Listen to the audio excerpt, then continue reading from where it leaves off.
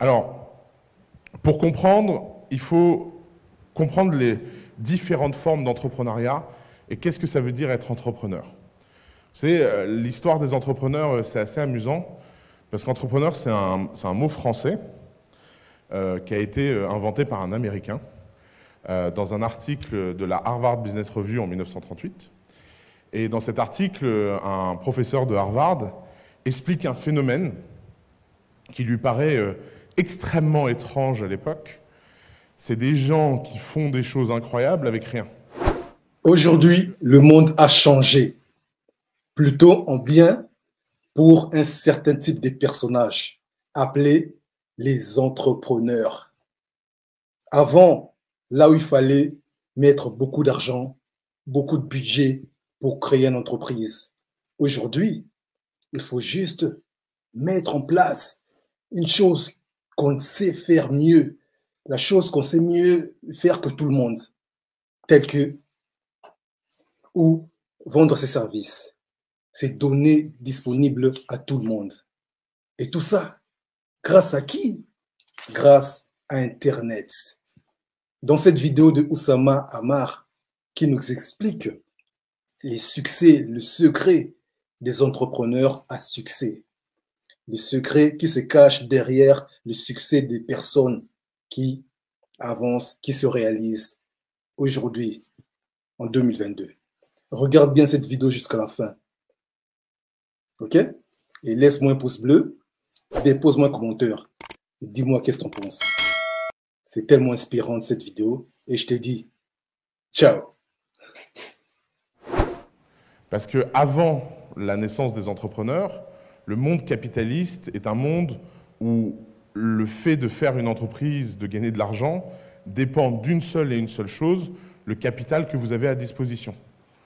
Donc si vous regardez en accéléré l'histoire du capitalisme, le capitalisme c'est d'abord l'émergence des bourgeois, ces gens qui ne sont pas nobles et qui travaillent, ils achètent et ils vendent des produits à risque, ils font des profits, ils empruntent de l'argent, ils se réunissent ensemble en société pour financer des expéditions qui sont bien au-dessus de leurs propres moyens.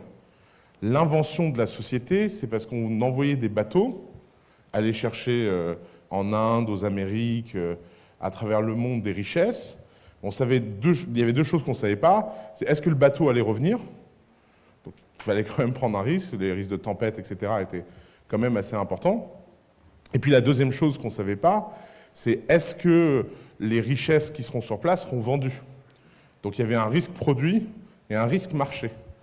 Et comme on ne pouvait pas prendre ce risque seul, personne n'était assez riche pour prendre ce risque seul, les gens ont commencé à se regrouper, notamment avec la fameuse Société des Indes, pour acheter des parts de bateaux. Et ces parts de bateaux sont devenues la société contemporaine. Mais dans cette première version du capitalisme, il n'y a aucune différence entre le travail et l'argent. Vous n'avez pas 10% du bateau parce que vous faites 10% du travail. Non, vous avez 10% du bateau parce que vous mettez à disposition 10% de l'or nécessaire au bateau. Et à l'époque, les gens qui travaillent, d'abord, il y a deux choses. La plupart ne sont pas payés. Grand avantage bizarre de l'époque. Et puis, l'autre point, c'est que les gens qui étaient un petit peu payés étaient de toute façon dans des relations de féodalité.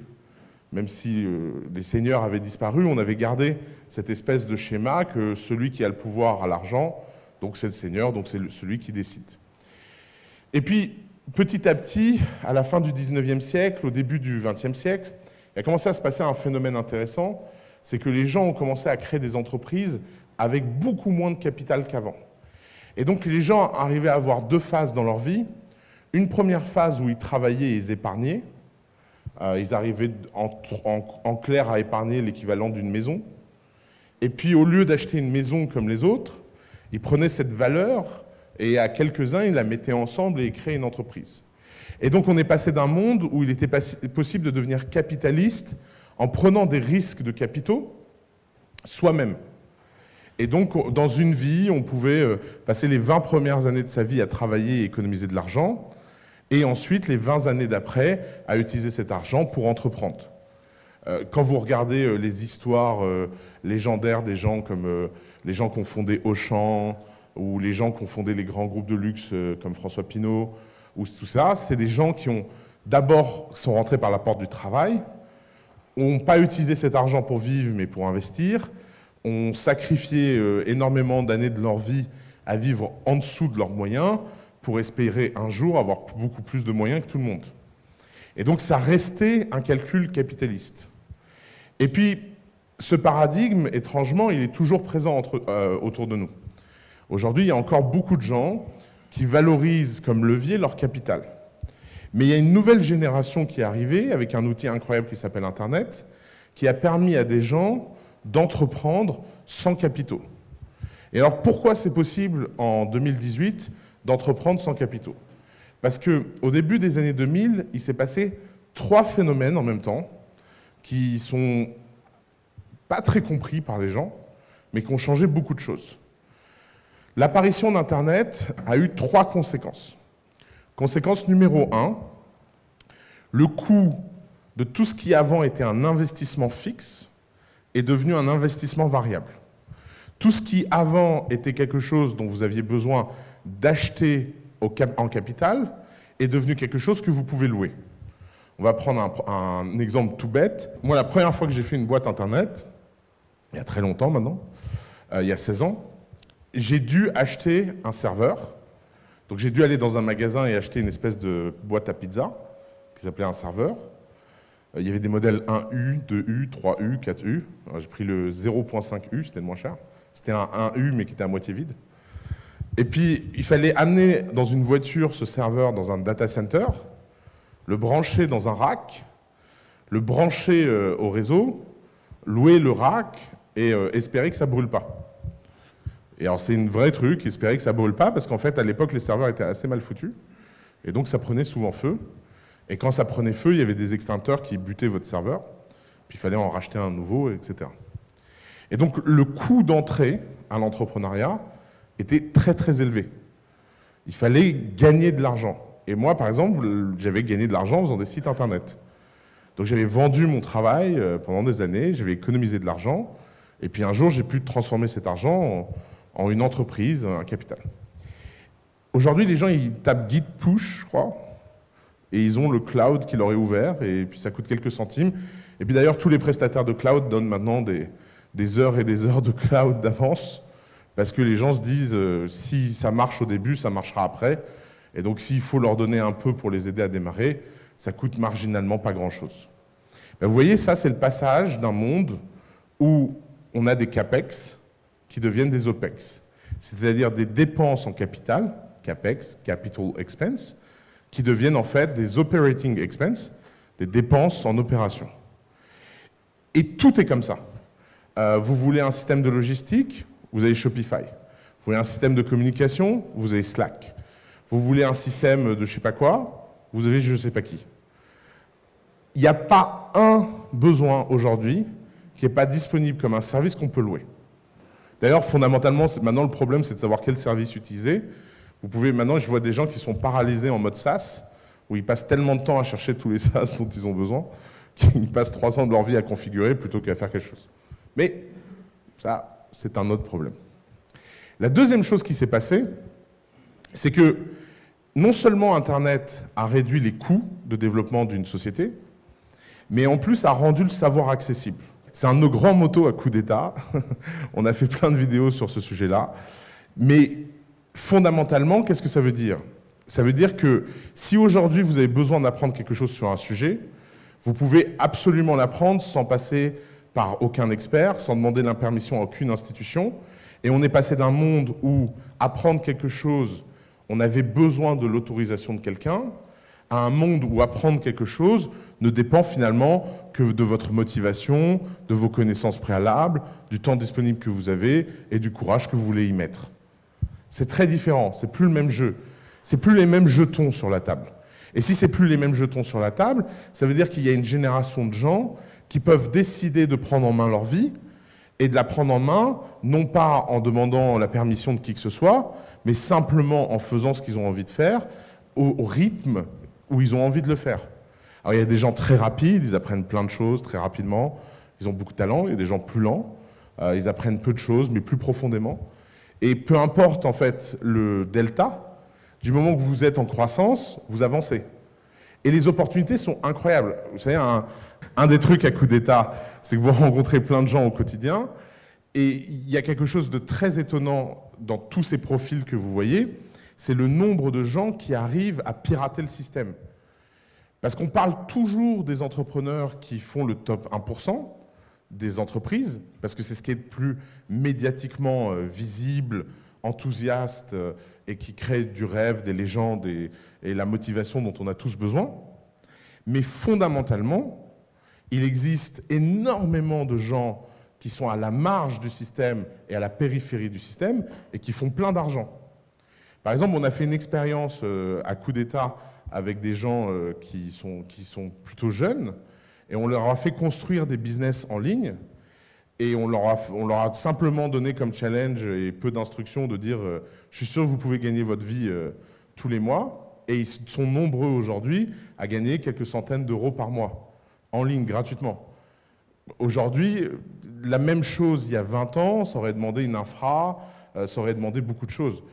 Énormément de services ont rendu possible le fait de gagner de l'argent et ont rendu possible à des gens, partout à travers le monde, l'accessibilité d'un revenu de subsistance qui les rend libres. Et si vous êtes libre en termes de revenus, tout le reste change. Et ça, c'est la troisième chose, c'est qu'on est passé d'un monde où le capital était rare à un monde où le capital est abondant.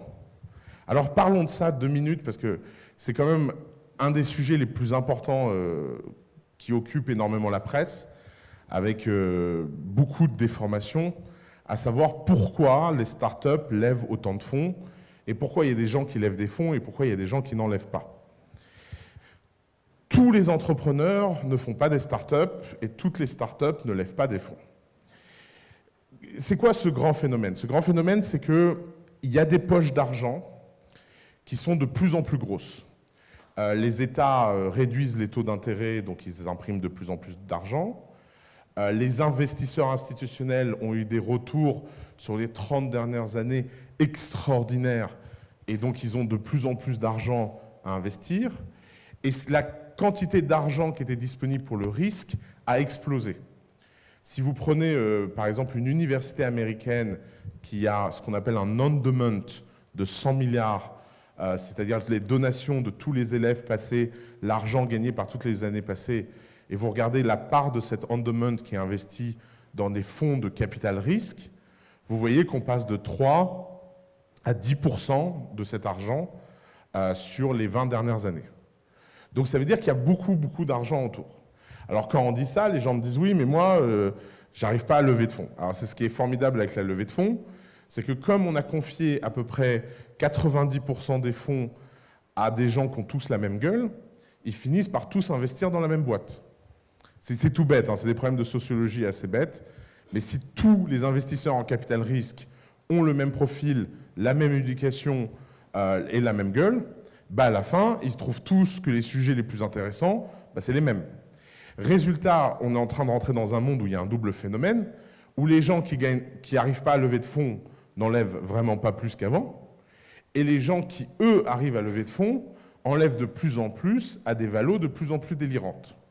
Et donc là, il y a 2 cris journalistiques extraordinaires. Le premier s'appelle la bulle, et le deuxième, c'est la folie irrationnelle des investisseurs. Alors 2 choses. 1, la bulle, c'est un truc qui s'est passé en 2001. Moi, j'ai assez peu de souvenirs en 2001, j'étais jeune. En plus, pour moi, 2001, c'était une année un peu bizarre. Vous savez, il y a eu un avant, un après dans ma vie en 2001. Avant 2001, on disait « Ah, Oussama, c'est mignon comme nom ». Après 2001, on m'a dit « Ah, tu veux pas changer de prénom ?» Donc, c'est pas la meilleure année de ma vie.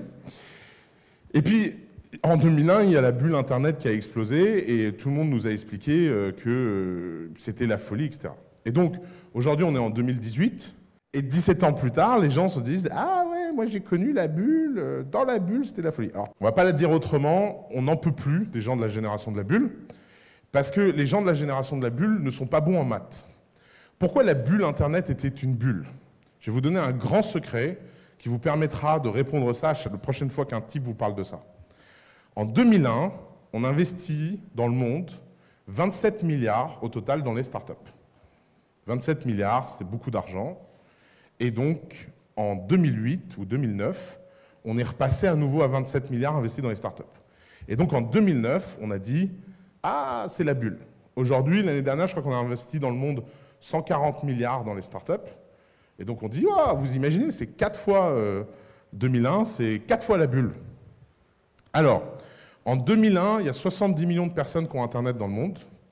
Vous divisez 27 milliards par 70 millions, ça fait beaucoup d'argent par utilisateur. Beaucoup. Je ne sais pas exactement combien ça fait, mais ça fait beaucoup. Je crois que ça fait 70 000 €, si je ne me trompe pas. Vous prenez la même chose aujourd'hui, on dépense en moyenne, dans le monde aujourd'hui, il y a 2 milliards d'utilisateurs actifs sur Internet. 100 milliards, ça fait 50 €. Donc, vous voyez, le montant investi par personne s'est écroulé à des niveaux qui sont plus que raisonnables. Puisque derrière n'importe quel investissement, il y a un fondamental. Ce fondamental, c'est quoi? C'est que vous donnez de l'argent à quelqu'un un jour en espérant qu'il vous le rende un autre jour. Et pourquoi il vous le rend? Parce que des clients sont prêts à payer pour le service que votre argent a permis à créer. Et donc, non, ce n'est pas une bulle. Oui, il y a des phénomènes inflationnistes de valorisation. Évidemment qu'être un entrepreneur en 2018 qui fait une boîte dans la blockchain ou l'intelligence artificielle ou je ne sais pas quelle connerie de buzzword, forcément, vous levez plus d'argent que tout le monde. Est-ce que c'est les seules entreprises qu'on a besoin de construire? Absolument pas. Et c'est là où, en fait, commence le vrai sujet de notre génération.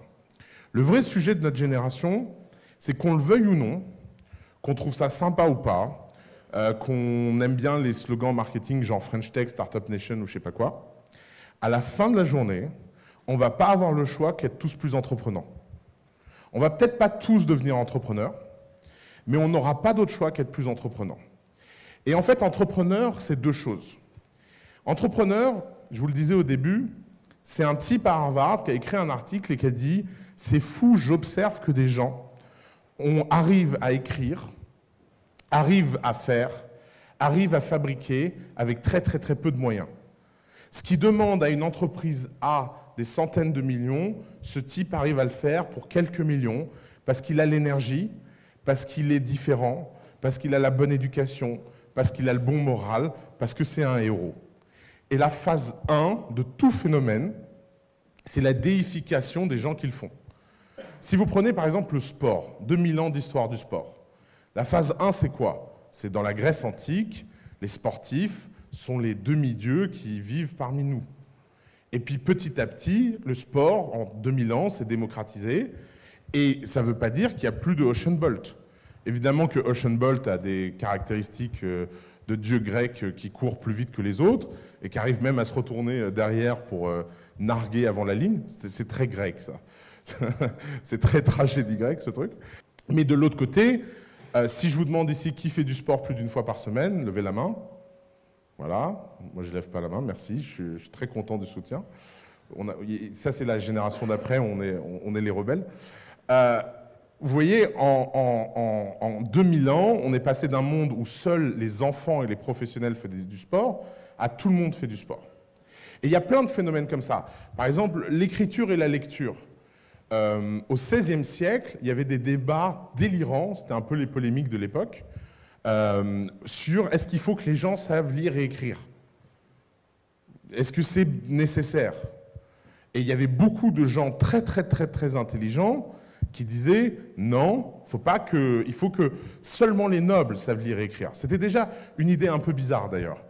Parce qu'on disait finalement pourquoi les nobles auraient besoin de savoir lire si leurs servants savaient lire. Pourquoi l'entrepreneuriat c'est le nouveau sport? Pourquoi l'entrepreneuriat c'est la nouvelle lecture? Pourquoi l'entrepreneuriat c'est tout ça? Parce que il se passe 3 phénomènes. Phénomène numéro 1, la compétition est de plus en plus dure. Les barrières sont de plus en plus faibles. Aujourd'hui, quand vous êtes dans une entreprise, la probabilité que votre rente ou que votre avantage comparatif ne suscite pas l'excitation de quelqu'un d'autre est très faible. Pourquoi Free Mobile existe? Free Mobile existe parce que Orange, Bouygues et SFR se sont gavés sur notre dos à tous pendant des années. Résultat, un jour, un type peut dire « ta marge, c'est mon opportunité ». C'est la devise de Jeff Bezos, by the way. « Your margin is my opportunity ». Bon, bah très bien. Mais pourquoi on se dit alors, pourquoi Orange ou Bouygues, etc., n'ont d'abord pas baissé leur prix? Bah parce que c'était tentant. C'est toujours compliqué de faire les choses en prévision d'un futur qui n'existe pas encore. Et deuxième chose, c'est pourquoi une fois que ça arrive, pourquoi ils ne descendent pas plus leur prix. Et là, c'est un truc hyper intéressant. C'est que les structures entrepreneuriales sont toujours dures à modifier et plus faciles à créer. Ça s'appelle le pouvoir de la feuille blanche. On était pendant longtemps dans un monde où avoir quelque chose qui existe déjà avait plus de valeur que créer quelque chose de zéro. Pourquoi?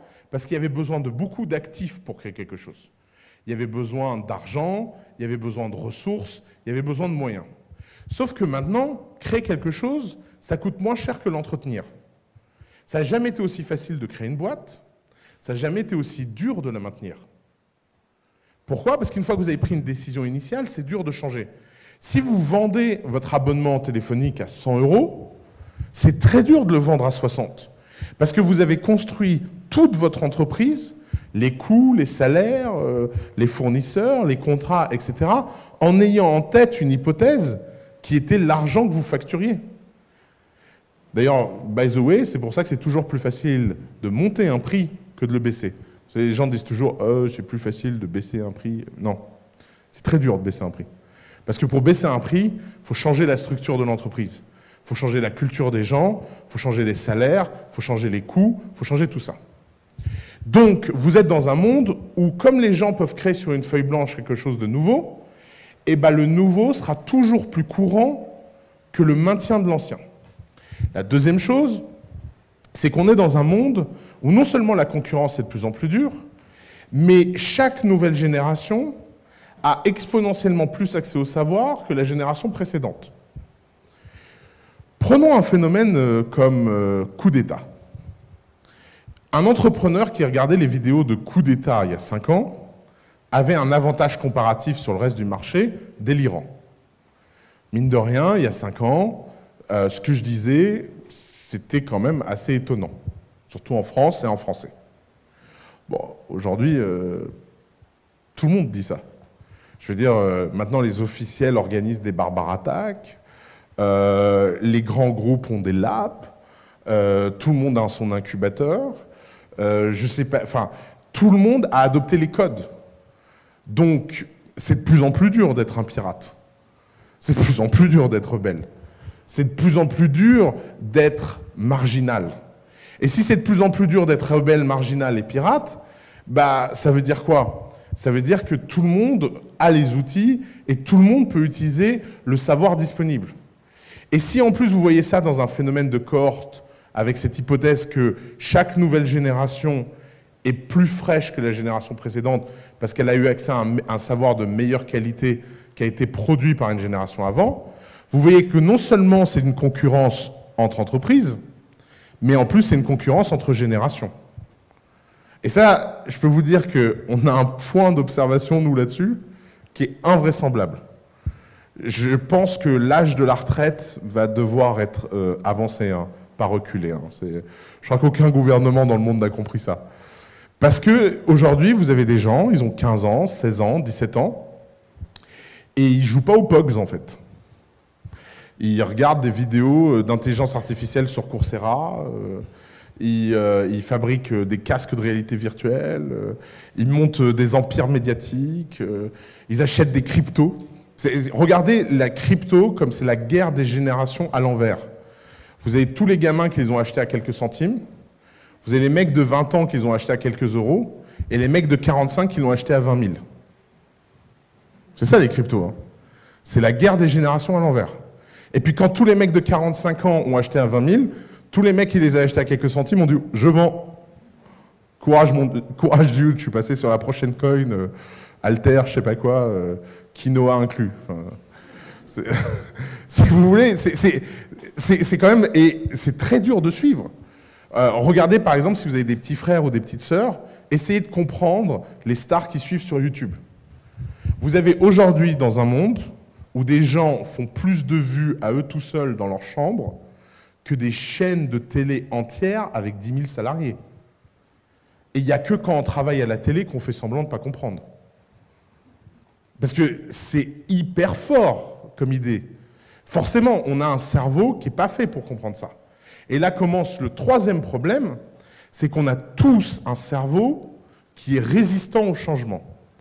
Essayons de comprendre ensemble pourquoi.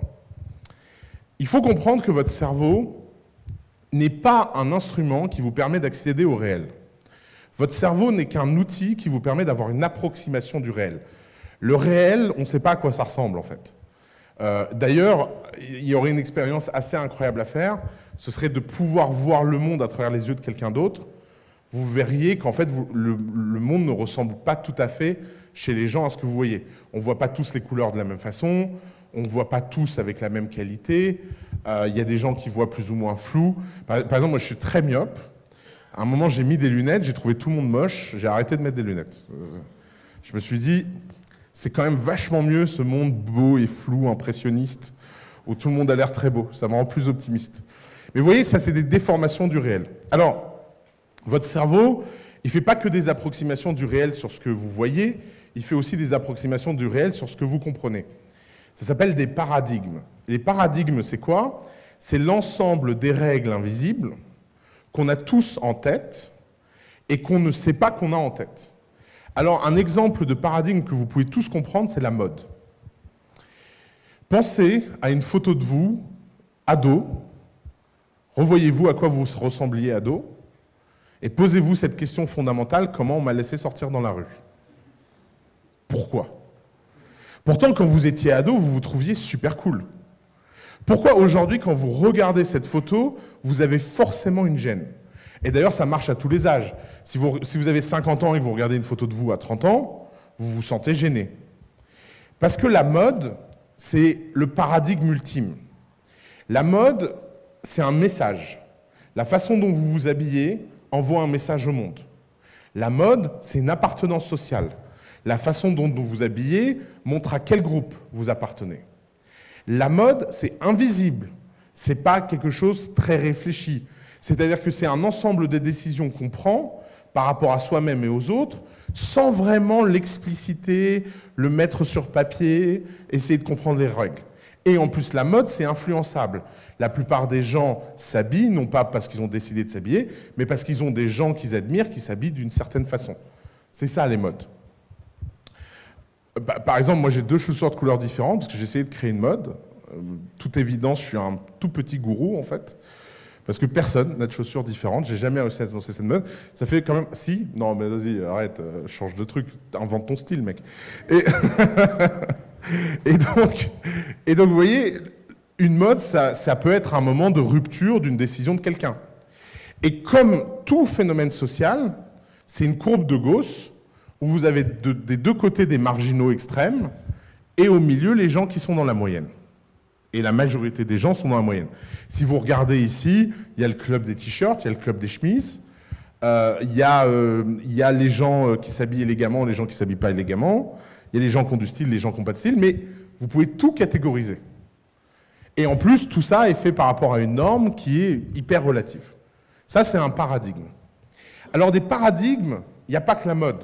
On a des milliers de paradigmes sur des milliers de sujets. C'est comme ça qu'on apprend. Il y a des paradigmes très célèbres. Par exemple, un des paradigmes qui me passionne le plus, c'est celui en médecine de l'hygiène médicale. L'hygiène médicale, c'est une invention d'un Suisse. Et les Suisses, ce Suisse, un jour, il est arrivé, il a vu ses potes, il leur a dit « Les gars, il y a un truc de ouf. Figurez-vous que quand on se lave les mains entre la morgue et la salle d'accouchement, eh ben, on bute moins de femmes. » Puis ses potes, ils ont fait non. N'importe quoi. Et alors, il faut comprendre deux choses. À l'époque, il y a le paradigme de l'expertise par la saleté. C'est quoi le paradigme de l'expertise par la saleté? Les médecins portaient toujours la même blouse avec le sang dessus pour montrer qu'il y avait plein de gens qui avaient eu du sang avec eux et que donc ils étaient très expérimentés. Donc non seulement ils avaient des petits problèmes d'hygiène perso, les mecs, mais ils faisaient rien pour rattraper ça, même sur leurs vêtements. Et puis, deuxième problème, c'est supposons que les mecs soient d'accord. Qu'est-ce qui se passe instantanément à partir du moment où vous êtes d'accord avec cette idée? Quelqu'un vient et vous dit, si tu ne te laves pas les mains entre la morgue et la salle d'accouchement, tu butes quelqu'un, et vous vous dites, tiens, c'est peut-être vrai. Et bien, instantanément, votre cerveau s'écroule, puisque instantanément, vous pensez à toutes les femmes que vous avez tuées dans votre carrière. Et ça, c'est réel. C'est un cas extrême de paradigme. Mais c'est un cas qui présente exactement pourquoi on est à ce point résistant au changement. Nous sommes par nature résistants au changement parce que l'approximation de la réalité, c'est ce qui fait qu'on ne devient pas fou. Pourquoi on ne devient pas fou? Parce qu'on a l'impression de comprendre les choses autour de nous. Pourquoi les gens qui finissent dans des sectes ont en moyenne des QI supérieurs à la moyenne? C'est tout simplement parce qu'ils ont tendance à se poser trop de questions et à se rendre compte qu'aucune des réponses n'est complètement satisfaisante. Et le pire, c'est que tout ça est fondé sur quoi? C'est fondé sur quelque chose d'extraordinaire qui s'appelle la confiance. Et la confiance dans une société, c'est un paradigme invisible, extrêmement puissant, que quand vous perdez tout. Laissez-moi vous raconter une petite histoire. Ça fait 2 ans que j'entretiens une relation amicale, on va dire, et intellectuelle, avec les gens qui pensent que la Terre est plate. C'est un sujet qui me fascine. Ça a commencé au hasard d'un groupe Facebook où un matin je me suis levé et j'ai reçu une notif d'un ami qui venait de rejoindre un groupe Terre plate pour tous. J'hésite beaucoup à en parler en public parce que je sens que je vais attirer des milliers de trolls, mais bon, j'assume. Alors cet ami rejoint le groupe Terre plate pour tous, je vais lui parler, je lui dis « What the fuck, dude ?» Il me dit « Non, mais il y a un nombre de timbrés dans ce groupe, ça me fascine, j'y vais. » Alors je me suis dit « Bon, j'ai pas grand-chose à faire, hein, j'y vais aussi. » Et là, je rentre dans ce groupe, et passé les 5 minutes d'amusement, j'ai fait une profonde dépression nerveuse. Et une dépression nerveuse parce qu'en fait, c'est pas des abrutis, ces gens. D'abord, fondamentalement, je pense qu'il n'y a pas beaucoup d'abrutis sur Terre. Les abrutis, c'est beaucoup plus rare qu'on imagine, en fait. C'est beaucoup de travail d'être un vrai abruti. La plupart des gens sont juste perdus, en fait. Et je me suis rendu compte, en fait, que tous ces gens, dans ce groupe, étaient simplement des gens un peu plus honnêtes que la moyenne. Et je vais vous expliquer mon idée. À partir du moment où j'ai lu tous leurs posts, tous leurs machins, tout ça, j'ai commencé à jouer un jeu. Ma compagne n'en pouvait plus. À chaque fois qu'on allait dîner avec des amis, j'avais un challenge, c'était de leur faire croire en moins de 30 minutes que je pensais que la Terre était plate, et en moins d'1 heure de leur enlever toutes leurs certitudes.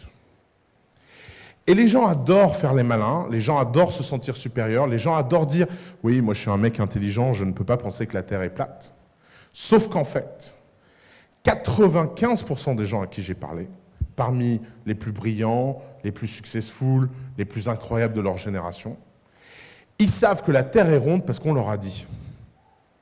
Et parce qu'ils sont dans la confiance, eux. Et la confiance, c'est la base de tous les paradigmes. La confiance, c'est un truc qui est magique, parce que quand vous avez la confiance, vous vous sentez bien. Quand vous avez la confiance, vous vous sentez protégé. Et ces gens, un jour, ils ont vu une photo de la Terre est ronde, et ils ont dit, elle est belle cette Terre, elle est ronde. Un jour, ils étaient à l'école et on leur a appris très doctement, la Terre est ronde. Et ils ont dit, oui, la Terre est ronde, la maîtresse l'a dit. T'es con ou quoi? Sauf qu'en fait, si vous leur demandez de faire une expérience scientifique qui démontre que la Terre est ronde, il n'y a plus personne. Et si vous êtes un petit peu doué en argumentation et un petit peu solide sur comment vraiment what the fuck les gens, eh ben vous vous rendez compte qu'en fait les gens, ils paniquent. Et il y avait 3 types de réactions. Il y avait les gens qui devenaient violents. Non mais enfin, Oussama, voyons, tu ne peux pas penser ça. Ben, bien sûr, je n'ai pas le droit de penser quelque chose. Pourquoi? Il y avait la réaction du « Non, non, mais vas-y, arrête, là, tu me prends la tête. De toute façon, j'en sais rien, moi, je m'en fous que la Terre est ronde. » Ça, c'est l'abandonnement moral. C'est « Écoute, bon, bah, j'avais jamais vu ça comme ça, mais de toute façon, j'ai pas envie de commencer, alors ta gueule. » Et il y avait la 3e réaction qui était la pire, le silence, la peur, la panique, Et quand je voyais les mecs rejoindre le groupe Terre plate pour tous, je me disais gagner. Bon, ma compagne m'a fait jurer d'arrêter, elle n'en pouvait plus. Elle a assisté à des scènes invraisemblables, notamment de gens de 50 ans qui pensaient avoir une carrière accomplie, être des gens incroyables et rationnels, qui d'un seul coup tournaient dingue. Et elle m'a dit non, non, il faut vraiment arrêter, là, ça devient dangereux cette histoire. Et pourquoi ça m'a tellement fasciné? Parce que Internet a détruit la confiance.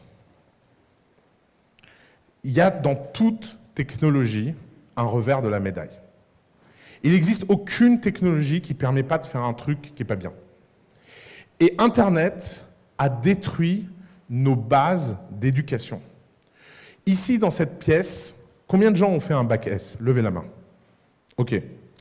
Combien ici sont capables de dessiner le système digestif? OK, je vous prends au mot après. J'adore jouer à cet exercice parce qu'en fait, c'est dingue. Tous les autres, on a appris, moi notamment, le système digestif pour passer le bac. Le jour où on a passé le bac, on a tout oublié. Parce que dans ce putain de système scolaire, on n'apprend pas. On passe des examens, on passe des diplômes, on est sélectionné. Et on a l'illusion que parce qu'on a été sélectionné, on a appris. Mais comme les fondements de ce qu'on apprend reposent simplement sur un argument d'autorité, on ne passe jamais par ce process interne de comprendre pourquoi la Terre est ronde, comment la Terre est ronde, pourquoi des gens ont pensé qu'elle était plate, pourquoi des gens pensent encore aujourd'hui qu'elle est plate. Et résultat, évidemment que des gens qui n'ont jamais eu d'éducation et qui perdent la confiance se retrouvent dans un chaos personnel délirant. Et ils vont chercher des réponses où? Chez les autres gens qui leur ressemblent. Facebook. Internet a permis à tous les gens qui doutaient de douter ensemble. Et ça veut dire quoi? Eh bien, ça a un impact très clair sur le monde entrepreneurial et notre économie. Parce que si la confiance n'existe plus sur des domaines aussi fondamentaux, si elle n'existe plus en politique, elle n'existera plus en économie non plus. Et le sujet qu'on a tous, c'est pourquoi on a tous besoin de devenir entreprenants. Parce qu'on a tous besoin, pour survivre à ce changement de paradigme, d'avoir les bons outils pour appréhender ce futur. Et on a besoin de passer d'un monde où tout repose sur la confiance à un monde où tout repose sur la compréhension. Et c'est pour ça qu'il y a plein de règles qui, dans ce nouveau monde, ont l'air tellement contre-intuitives pour l'ancien monde. Prenez une de mes règles favorites. Il ne faut jamais rien déléguer qu'on ne sait pas faire soi-même. C'est très contre-intuitif. N'importe qui vous donne un conseil business vous dit « il faut déléguer ce que vous ne savez pas faire ». Ça, c'est le pire conseil, d'après moi, dans le monde dans lequel on vit. Pourquoi? Parce que quand on délègue quelque chose qu'on ne sait pas faire, on a besoin de donner quoi? On a besoin de donner de la confiance. Et le problème, c'est que la confiance, à notre ère numérique, à une ère où c'est tellement facile d'arnaquer les gens avec des savoirs qu'ils ne comprennent pas, qu'on ne peut plus se permettre de faire ce type de confiance. Et on doit regagner la confiance et regagner profondément ce que ça veut dire faire confiance aux autres, non pas simplement sur des critères ésotériques de confiance, je lui fais confiance parce qu'il a tel diplôme, je lui fais confiance parce qu'il appartient à telle institution, je lui fais confiance parce qu'il appartient à tel groupe social, mais vraiment rebâtir une confiance qui soit fondée sur le travail, le mérite et ce qu'on a fait concrètement. Quand on dit dans ce nouveau monde les diplômes, l'expérience et tout ce que les gens ont habituellement ne compte plus, qu'est-ce qu'on veut dire? Est-ce que ça veut dire que ça ne sert à rien d'aller faire des études? Absolument pas. Il faut être complètement abruti pour dire ça à quelqu'un de jeune. Non, ça veut simplement dire que les études ne suffisent plus. Quand on dit l'expérience ne compte pas, est-ce que ça veut dire que quelqu'un qui a 20 ans d'expérience ou 30 ans d'expérience dans un métier n'a pas quelque chose d'intéressant à apporter aux gens? Non, bien sûr que non. Bien sûr que l'expérience a énormément de valeur. Mais par contre, elle a une valeur décroissante. Ce n'est pas parce que quelque chose a de moins en moins de valeur qu'il n'a pas de valeur. Mais croire que ça a simplement de la valeur comme avant parce que l'information est rare, c'est faux. Ce qui veut dire qu'aujourd'hui, l'expérience est en concurrence avec l'innovation. Ça veut dire que le savoir ancien est en concurrence avec la radicalité nouvelle. Et de cette concurrence, des fois l'un gagne et des fois l'autre perd. Et ça me fait beaucoup penser ce changement au changement entre la physique classique et la physique quantique. Vous savez, il y a un truc incroyable quand on a créé la physique quantique, c'est qu'on a créé des concepts qu'il n'était pas possible de décrire avec le langage commun. J'en prends un au hasard. Un électron tourne dans deux sens à la fois, sur lui-même. Fermez les yeux et essayez de vous représenter un électron qui tourne dans deux sens à la fois sur lui-même. Eh bien, c'est juste pas possible. Pourquoi c'est pas possible? Parce qu'on est incapable d'imaginer quelque chose qu'on n'a pas expérimenté. La limite de notre imagination, c'est notre expérience. Si je vous demande d'imaginer un monstre, eh bien, un monstre ne sera chez vous que la somme des parties de toutes les bêtes étranges que vous aurez vues. L'imagination, ce n'est pas le fait de créer une figure qui n'a jamais existé. L'imagination, c'est d'assembler des éléments d'une façon qui n'a jamais été assemblée. Mais un monstre sera toujours que la somme des parties de toutes les monstruosités que vous avez vous-même expérimentées. Et quand on voit quelque chose pour la première fois, vous savez, on a cette espèce de sentiment d'exaltation. Quand on voit quelque chose pour la toute première fois.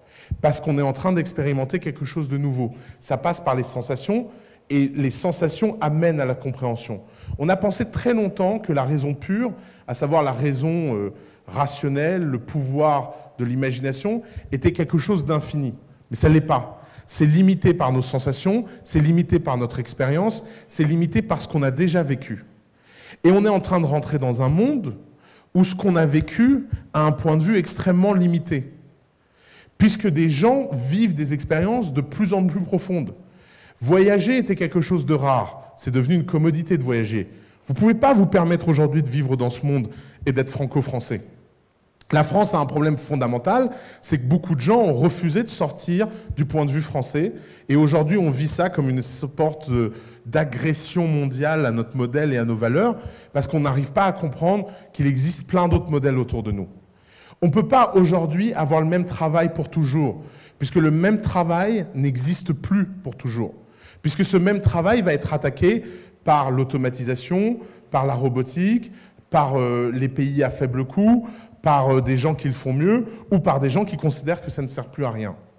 Et donc on passe d'un monde stable et confiant à un monde instable et extrême. Et qui a le savoir-faire pour tout ce qui est instable et extrême? Les entrepreneurs. Pourquoi tous entrepreneurs? Pourquoi tous entreprenants? Parce que l'entrepreneuriat est un domaine dans lequel toutes ces règles-là, cette violence, cette incertitude, ce mouvement, cette tempête, ce chaos permanent, c'est la norme. Et ça va se généraliser. Et vous savez ce qui est extraordinaire? C'est qu'en fait, ce qui est étonnant, c'est l'accident par lequel on est passé de stabilité. Ce monde industriel incroyablement instable était très contre-naturel. Si vous regardez autour de vous, le chaos est partout. Vous savez, jusque dans l'ADN, le chaos existe. Il y a un truc fascinant, c'est, vous savez, votre ADN se réplique en permanence. Et donc, que ce soit dans vos cellules sexuelles qui servent à la reproduction quand vous donnez la moitié de votre patrimoine génétique pour faire un enfant, ou dans votre corps à l'instant T, votre ADN est en permanence répliqué. Et la façon dont il est répliqué, c'est par un petit truc qui s'appelle l'ARN messager. Et l'ARN messager, c'est un truc qui coupe l'ADN en deux, d'accord? Qui met les deux branches et qui réplique deux branches d'ADN. Et l'ARN messager est codé pour faire une erreur toutes les milliers de transcriptions, les quelques milliers de transcriptions. C'est-à-dire que votre ARN est codé pour faire une erreur au hasard à chaque fois qu'il réplique. Et c'est de là d'où viennent les mutations génétiques. Les mutations génétiques ne viennent pas d'un plan ou d'une décision ou d'une adaptation. Vous savez, les girafes n'ont pas un long cou parce que les arbres sont hauts. Non, les girafes ont un long cou parce qu'il y en a quelques-unes au hasard qui sont nées avec un plus long cou que les autres, et il s'avère qu'elles arrivaient à bouffer toutes les feuilles pour les autres et qu'elles n'ont jamais fait de redistribution sociale. Donc, toutes celles qui n'avaient pas le gène du long cou ont disparu, n'ont pas eu le temps de se reproduire, et le groupe dominant est devenu le groupe des longs coups. C'est ça, la sélection naturelle. La sélection naturelle, c'est que quelque chose arrive par hasard dans la génétique, et ce hasard crée quelque chose qui a un avantage comparatif aux autres, dans la reproduction à long terme. Et donc ça devient une caractéristique dominante qui se transmet de génération en génération. Et ce qui est fou, c'est que c'est aussi pour ça qu'on a des maladies génétiques, c'est aussi pour ça qu'on a des troubles génétiques, parce que comme c'est du hasard, et que la nature ne sait pas d'avance cette erreur de transcription, ce qu'elle va produire, que des fois ça produit des catastrophes. Et cet ordre naturel, il est aussi vrai dans l'univers. Les étoiles, ça vit, ça meurt. On ne sait jamais pourquoi une étoile, ça va mourir. Et quand ça explose, ça change profondément la dynamique des galaxies et la façon dont les galaxies sont organisées les unes autour des autres. Ça, c'est du chaos. Le chaos, c'est une force profonde dans l'univers. Et ben, on avait réussi à créer l'illusion que le chaos n'existait pas dans les sociétés humaines. On avait réussi à créer l'illusion de 3 choses. L'astrologie, c'était la première grande tentative d'explication du chaos. Pourquoi les gens ont toujours voulu prédire le futur? Pour rassurer les gens au présent. Que vous alliez des chamans au fin fond des sociétés humaines jusqu'à Nostradamus, tous ces gens-là vendent la même chose, à savoir une histoire qui fait du bien pour rassurer sur le fait que c'est impossible de savoir où on va. Et donc, ça a été la première illusion. Et puis, il y a des gens qui ont dit « Attendez, moi je ne suis pas astrologue, moi je ne crois que ce que je vois, je suis un rationaliste, un causaliste, c'est Poincaré.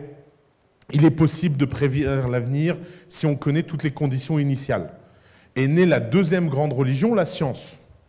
Bon, la science, c'est une religion comme une autre. Hein.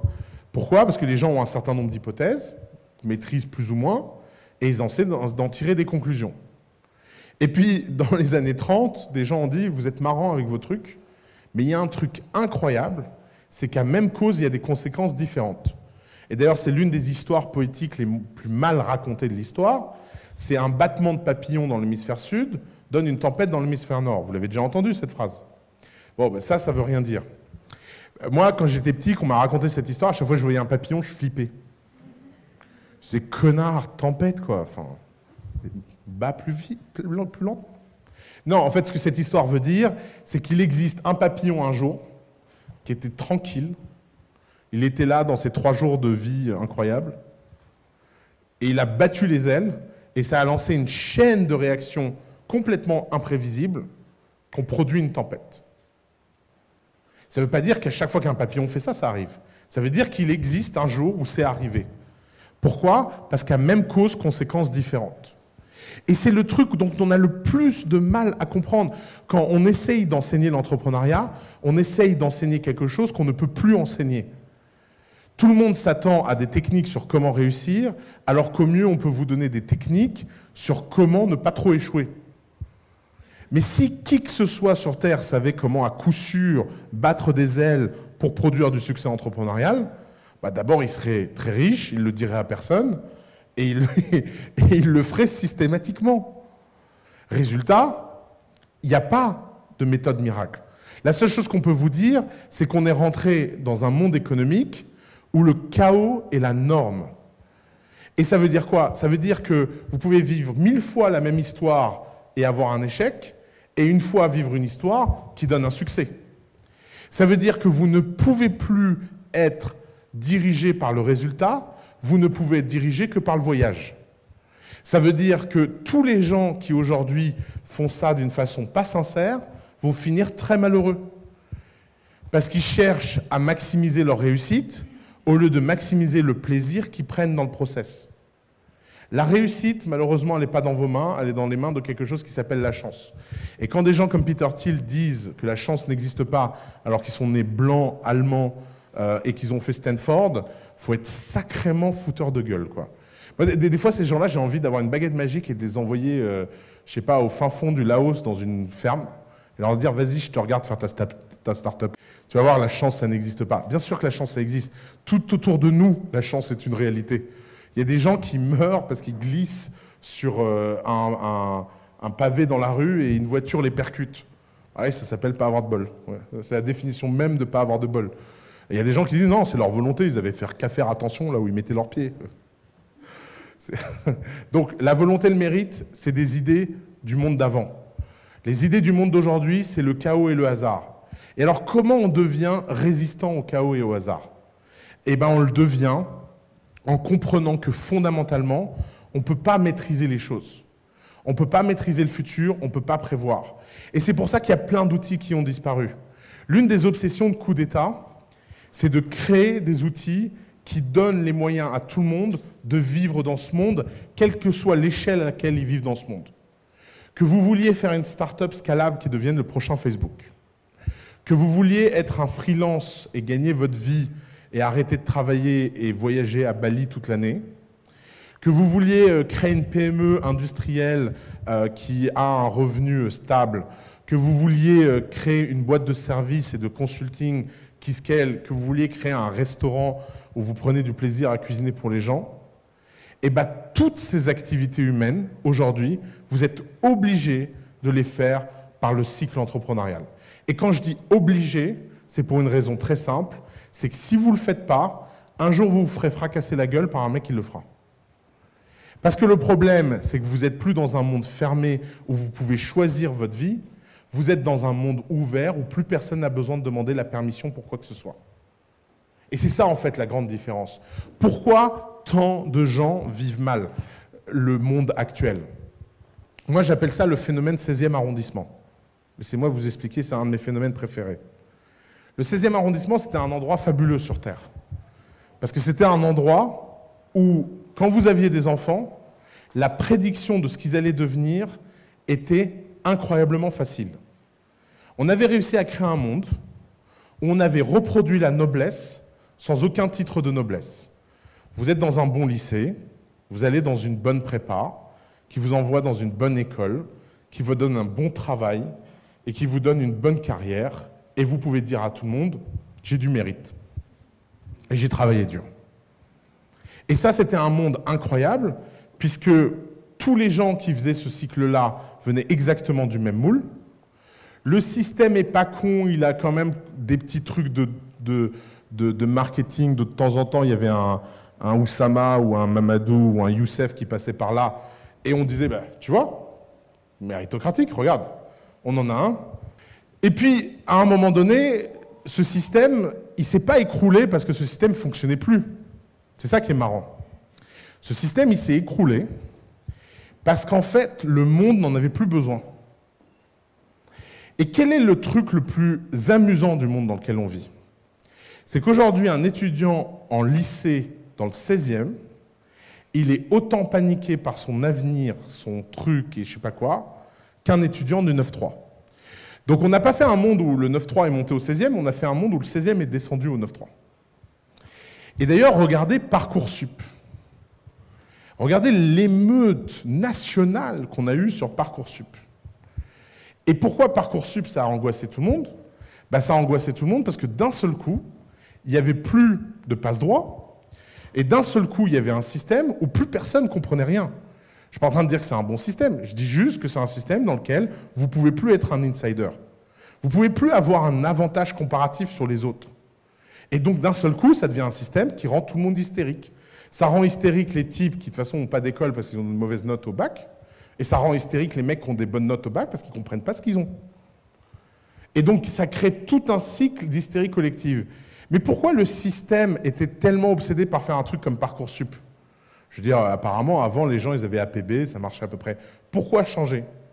Parce qu'il y avait 1% de gens dans le système, ou 2%, qui subissaient le tirage au sort de l'université, il fallait que ça cesse. Vous voyez, ça s'appelle la règle de la minorité. Un des trucs qu'on comprend assez mal, c'est que c'est toujours les minorités qui drivent le changement. Il ne faut pas beaucoup de gens très motivés pour qu'une majorité fasse quelque chose. Nassim Taleb a écrit un livre sur ce sujet qui s'appelle la domination de la... C'est un chapitre dans Skin in the Game qui s'appelle Domination de la minorité. Il explique, pour changer un pays, vous avez besoin de 4 ou 5% des gens. Vous n'avez pas besoin de beaucoup plus. Parce qu'une minorité radicale sera toujours plus profondément motivée qu'une majorité un peu passive. Et l'entrepreneuriat, c'est cette minorité radicale. C'est une minorité qui a commencé il y a 20 ans, 30 ans, à changer les règles du jeu économique et qui a marqué des vraies victoires. Quand les journaux disent « la Startup Nation, ce n'est pas une réalité en France », tu as envie de leur dire « oui, c'est vrai, d'ailleurs, Xavier Niel, il n'existe pas ». Quand ils disent oui, les startups, ça marche pas, tu as envie de leur dire oui, bien sûr, il n'y a qu'à voir un endroit comme The Family où sur les dernières années, nos startups ont levé plus d'argent que sur les 5 dernières années réunies. Bien sûr que ça ne marche pas. Mais en fait, qu'est-ce qu'ils veulent dire? Ils veulent dire que ça ne marche pas à tous les coups. Mais le marché à tous les coups, c'est un critère du 19e, c'est un critère de l'ère industrielle, c'est un critère de l'usine, c'est un critère de la production de masse à faible qualité standardisée. Comment le monde industriel a répondu au problème de la certitude? En disant, on va mettre tout le monde dans des cases. Comme le monde est trop complexe et la réalité est trop bizarre, il y a une seule façon de le rendre prédictible, c'est d'en faire des petites cases. Sauf que les petites cases, c'était génial dans un monde industriel, mais d'un seul coup, il y a des gens qui sont sortis des cases et qui ont commencé à gagner. Résultat, tous les gens dans les cases se sont dit « Pourquoi mes enfants ne gagnent plus ?» Et vous savez, la panique aujourd'hui des gens, elle est dingue. Moi, par exemple, je donne des cours à Sciences Po. C'est un endroit formidable pour ça, parce qu'à Sciences Po, il y a une sorte de fracture chez les élèves entre les gens qui vivent dans le nouveau monde et les gens qui vivent dans l'ancien monde. Par exemple, moi, 60 ou 70% de mes étudiants à Sciences Po sont des gens qui sont persuadés que faire l'ENA, c'est un achievement dans leur vie. Alors, le problème, ça ne veut pas dire que faire l'ENA, ce n'est pas quelque chose de bien. Je suis sûr qu'on apprend plein de choses très bien, l'ENA. On a un associé qui est énarque, on ne va pas dire du mal de l'ENA. Mais le problème, c'est encore une fois ce même raisonnement, c'est sans doute très bien, mais c'est plus suffisant. Et c'est ce problème de c'est plus suffisant. Quelle est la réponse que les gens apportent en moyenne à cette question? Ils font plus d'études. Vous savez, le nombre de double diplômés, triple diplômés a explosé sur les 15 dernières années. Parce que les gens disent, un master, ça ne suffit pas, je vais en faire 2. Un doctorat, ça ne suffit pas, je vais en faire 2. Une grande école, ça ne suffit pas, je vais en faire 2. Et puis quand il y a tout le monde qui en a fait 2, ils ont dit, moi, je vais en faire 3. Et puis après, les mecs, ils vont passer 35 ans de leur vie à l'école et ils vont dire, alors, il est où le poste dont je rêve? Mais quel est le problème? Le problème, c'est un mismatch entre deux phénomènes. Ce qu'on a raconté aux gens et ce qu'on a offert aux gens. On a raconté aux gens que tout était possible, que s'ils voulaient quelque chose, ils pouvaient l'avoir, et qu'il n'y avait aucune raison que leur rêve de grandeur et de gloire ne soit pas satisfait. Et qu'est-ce qu'on a donné aux gens? Un monde où tout est possible, et quoi qu'il arrive, leur rêve de grandeur et de gloire est possible, qui qu'il soit. Alors vous allez me dire, c'est la même chose. Ben non, parce qu'il y avait deux hypothèses cachées. La première hypothèse cachée, c'est la confusion entre pouvoir, vouloir et avoir. Si je vous dis, il suffit de vouloir quelque chose pour l'avoir, vous ne voyez pas qu'au milieu, il faut énormément travailler.